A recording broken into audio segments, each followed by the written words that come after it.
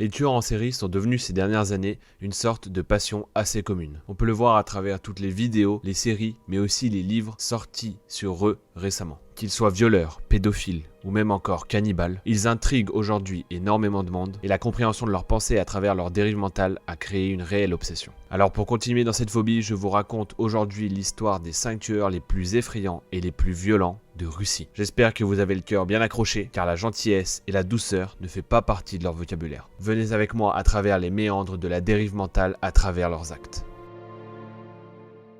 Le premier tueur dont on va parler, c'est Andrei Chikatilo. Il est considéré même dans le monde entier comme l'un des plus terrifiants maniaques jamais capturés. Dans les années 82 à 90, il a violé et tué une cinquantaine d'enfants et de jeunes femmes. Il étudiait à l'université, écrivait des articles, il travaillait en tant que professeur et avait même une vie de famille tout à fait normale en apparence. Ses premières victimes viennent en réalité de la fin des années 70 et par la suite, il aurait fait profil bas pendant un certain temps.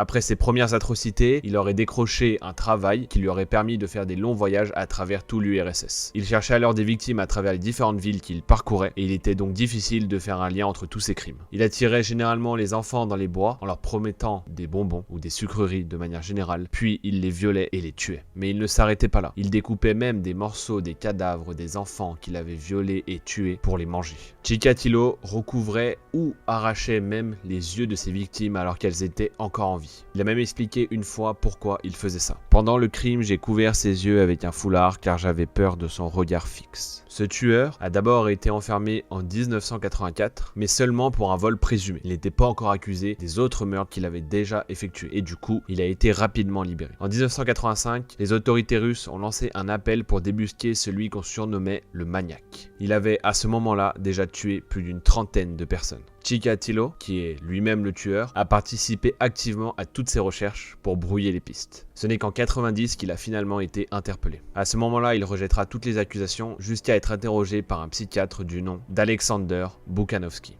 Il a déclaré, je cite, « Je lui ai expliqué que j'étais docteur et que mon but était de l'aider. Je peux avoir recours à l'hypnose, mais je n'en ai pas eu besoin cette fois. J'ai été le premier homme à qui il a tout raconté. Il pleurait, blâmait son destin et les personnes l'ayant entouré. » Issa Kostoyev, inspecteur en chef sur l'affaire de ce tueur, a déclaré « Je ne pense pas que c'était un malade mental. Il avait certaines déviances, mais était tout à fait sain. Il était juste impuissant et cela le rendait fou. » Chikatilo a finalement fini exécuté en 94 après un procès long de 2 ans.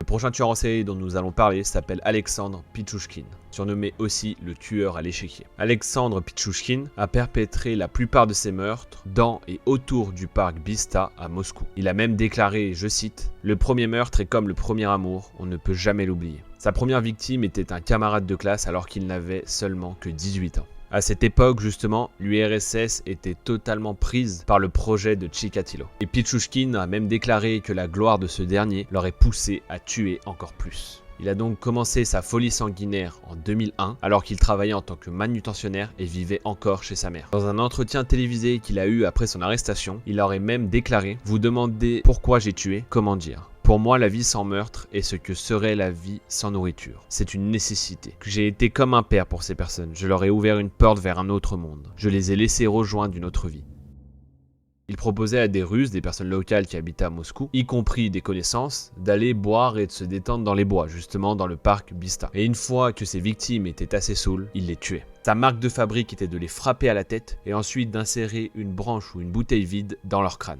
Par la suite, Pichouchkine mettait les corps dans des conduits d'égout. Mais certains ont réussi à s'échapper et c'est en partie grâce à eux qu'ils ont pu créer un portrait robot de Pichouchkine. La plupart de ses victimes étaient des hommes adultes. Pichouchkine déclara même que certaines de ses victimes avaient compris qu'il allait les tuer avant même qu'il le fasse. Et l'une de ses victimes aurait même exprimé le souhait de se faire exécuter par lui. Pichouchkine a finalement été arrêté en 2006 alors qu'il assassinait une femme, sachant que ce dernier était au courant qu'elle avait donné le numéro de Pichouchkine à son fils au cas où il y aurait un problème. Il sera donc condamné à la prison à perpétuité après avoir assassiné 48 personnes au total. L'un de ses co-détenus a même déclaré, je cite, « Il ne donne pas l'impression d'une personne folle ou malade mentalement. Il est timide et comprend qu'il doit juste tuer. En dehors de cela, il est sain. » Tout à fait, il est sain.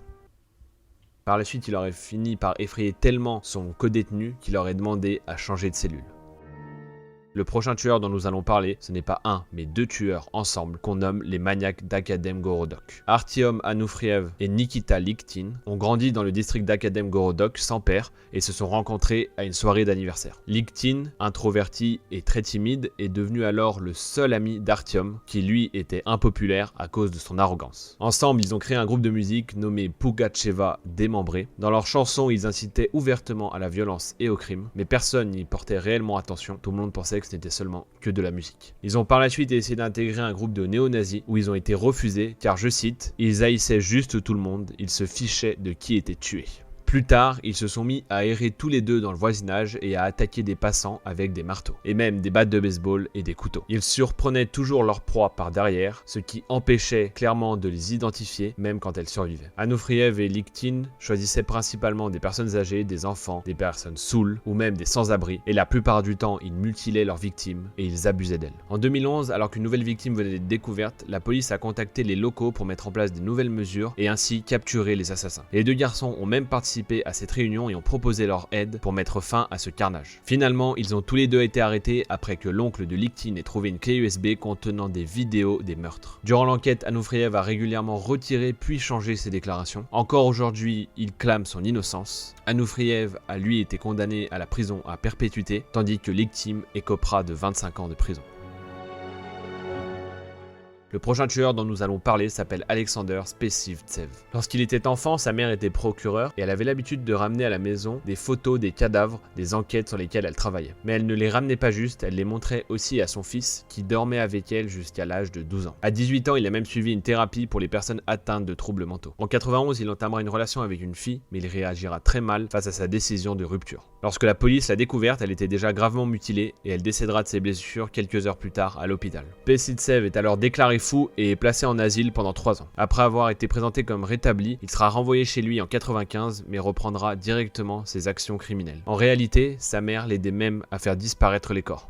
Rien qu'en mai 96, il aurait invité 6 adolescents chez lui qu'il aurait tués et fait disparaître avec sa mère. Il déclare, je cite, « J'ai déposé les cadavres dans la chambre et les ai recouverts avec un tapis. Environ une semaine après, ma mère m'a rendu visite. Je suis allé dormir et dans la matinée, les corps n'étaient plus là. Je ne sais pas ce qu'elle a fait avec, je ne lui ai jamais demandé. » Spesivtsev appâtait ses proies de différentes manières. Parfois même, sa mère et sa sœur l'aidaient à créer une image de famille parfaite. Mais une fois qu'il avait réussi à les amener à l'intérieur, il les menottait et les torturait. Une de ses victimes a même déclaré avant de mourir « Après qu'il a tué Nastia, il nous a fait disséquer le corps pour le cacher plus facilement. Avec une scie qu'il nous a donnée, nous avons découpé le corps, séparé la chair des os avec un couteau. Il nous disait uniquement quoi faire. Il donnait la viande et les os à manger à son chien. Mon amie Genia et moi avons amené les membres dans la salle de bain. Les avons mis dans la baignoire et dans le réservoir des toilettes. Sa mère et sa sœur ont vu tout ça. Elles étaient présentes. Le reste du temps, il nous frappait, moi et Genia. Il a cassé son bras et son crâne, puis a cousu sa tête avec du fil nu et une aiguille. » Les voisins ont fini par porter plainte à cause du volume de la musique et de l'odeur de putréfaction qui émanait de l'appartement. Toutefois, la plainte n'a pas été relevée par la police et n'a pas fait l'objet de suite. Finalement, Alexander sera arrêté après un contrôle de routine d'un service de plomberie, car Alexander a refusé d'ouvrir et le service de plomberie a été obligé d'appeler la police pour le forcer à ouvrir sa porte. Une fois que la police est entrée dans l'appartement, c'est l'horreur. Il y a des bouts de cadavres disséminés dans tout l'appartement. Le nombre exact de ces victimes reste encore aujourd'hui inconnu, mais il dépasse largement les 20. Actuellement, Spesivtsev est sous surveillance dans un hôpital psychiatrique. Sa mère, quant à elle, a fait au total 13 ans de prison et est aujourd'hui libre. Quant à sa sœur, elle a été reconnue innocente. Le prochain et dernier tueur dont nous allons parler se nomme Mikhail Popkov. Ce tueur en série est parvenu à perpétrer plus de meurtres que les assassins dont nous venons de parler. Et son histoire est si terrifiante qu'elle aurait pu faire l'objet d'un film d'horreur. Il a commencé ses meurtres alors qu'il était agent de police. Au travail, il a toujours été décrit comme un homme jovial et de bonne humeur.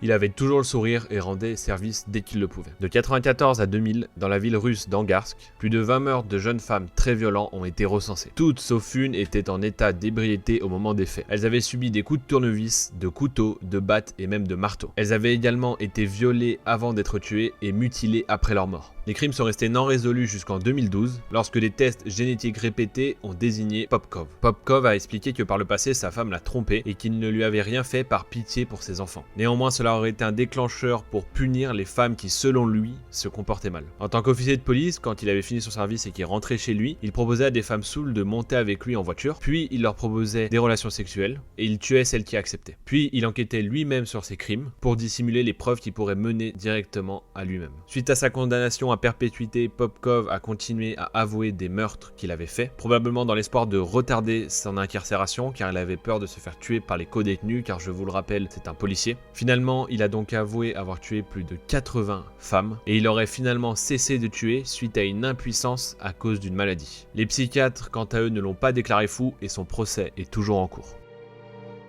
Waouh, ces histoires se font vraiment froid dans le dos. Ce qu'on peut remarquer souvent, quand même, c'est que ces tueurs adultes, ont eu des problèmes étant enfants. Mais cela, évidemment, n'excuse en rien leurs actes. Et ce qui est fou, c'est de voir à quel point ces dérives mentales peuvent emmener loin dans la violence et dans l'atrocité humaine. Cela dit, malgré la violence de cette vidéo, j'espère qu'elle vous a plu, que ce concept vous plaît. N'hésitez pas à me le dire pour que je sache si j'en refais ou pas, si je vous raconte l'histoire d'autres tueurs en série. Peut-être un est plus long, peut-être deux est moyennement long. Vous voyez, si vous voulez que j'approfondisse un peu plus. Là, j'ai survolé grosso modo. Si vous voulez plus d'infos, n'hésitez pas à faire vos recherches sur chacun de ces tueurs. N'hésitez pas à liker, partager et à vous abonner, évidemment. Je vous fais des gros bisous. Je vous dis à la semaine prochaine. Tchuss!